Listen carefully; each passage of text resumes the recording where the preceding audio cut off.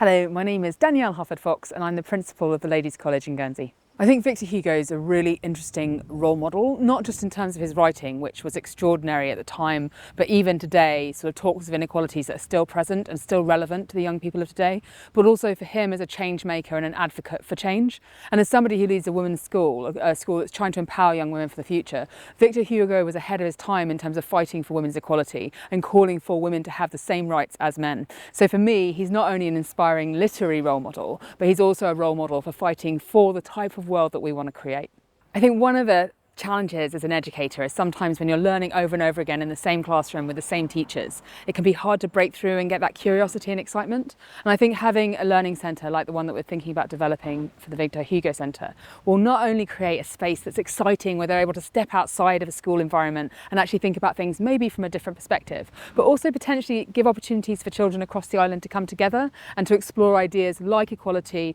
like the ideas of how we alleviate poverty, how we face some of the challenges facing us, and how we use our voice and our writing to inspire change in our world of Guernsey. I think in some ways we always stand on the shoulders of the people that came before us. And so when we see those role models and how they in their environment shifted their world a little bit forward, that shows us what we can do as the next step. Victor Hugo was an unusual voice in his time. He was a voice that fought for things that at the time seemed outrageous or inconceivable, and now we can accept. But that role modelling of how you hold true to your integrity and your sense of truth against perhaps the norms, that's role modelling that all young people can benefit from.